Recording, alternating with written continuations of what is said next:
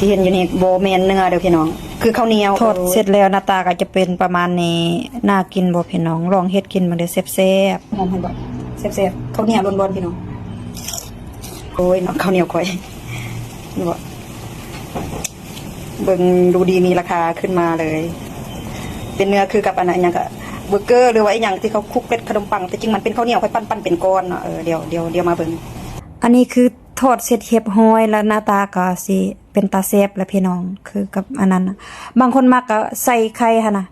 คลุกกับไข่บ่ไปทอดหั่นน่ะแต่ค่อยมักแบบนี้บ่ต้องใส่ไข่แล้วแต่ว่าค่อยมักใส่เครื่องเนาะใส่เครื่องลายแต่ค่อยบ่ได้เฮ็ดวิดีโอวิธีมักวิธีหั่นน่ะเดี๋ยวค่อยจะหักเครื่องให้เบิ่งพี่น้องเดี๋ยวมื้อหน้าอันหมู่เซตมาหาบ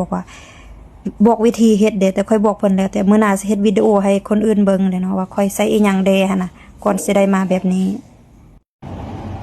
ข้าวที่เห็นอยู่นี่ก็คือข้าวเหนียวนะ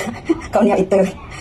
คือเนื้อนี่เนาะเพราะว่าค่อยเอาเกล็ดขนมปังแบบซุปแป้งแบบนี้ก่อนจะอันนั้นเนาะก่อนจะทอดก็เครื่องหมักมันก็จะลายเนาะพริกไทยดำยีราพวกยีราหั่นน่ะเครื่องเขาใส่ในแป้งหั่นน่ะก็คนเล็กใส่น้ำเย็นเนาะแล้วก็เอาข้าวเหนียวเฮาปั้นเป็นก้อนแบบนี้เลยพี่น้องแล้วก็มาคลุกใส่กับแป้งหั่นน่ะมาใส่กับแป้งแล้วก็มาคลุกใส่เกล็ดขนมปังแบบนี้เสียบเสียบกับมันหอมอ่ะยีราลูกยีราถ้ากินอีกอย่างสักอย่างทอดมีเม็ดยีรามันจะหอมเลยลิ้นมันแห้งแต่เวลาทอดของกินมันจะหอมๆให้บ่เสียบข้าวเหนียวร้อนๆพี่น้อง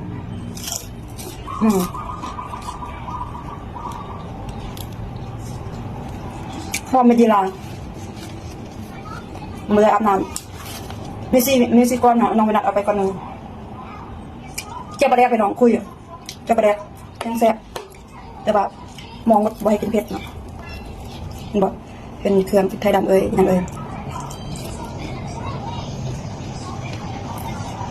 ข้าวเหนียวดูแบบดูลาเลยเนาะข้าวเหนียวอินเตอร์เนาะเสร็จข้าวเหนียวเฮ็ดได้ไรนี่ให้ขนมก็ได้ไรข้าวเหนียวแต่มันเสร็จไม่ต้องอันยังเพราะว่าเขาปรุงในแป้งอ่ะใส่ผงปรุงรสขนมนั่นแล้วก็ซอสหอยนางรมซอสมะกรูดใส่เครื่องเทศนะพริกไทยดำแล้วก็ยีราแล้วก็คลุกๆเนาะแป้งมันโคตรแซ่บ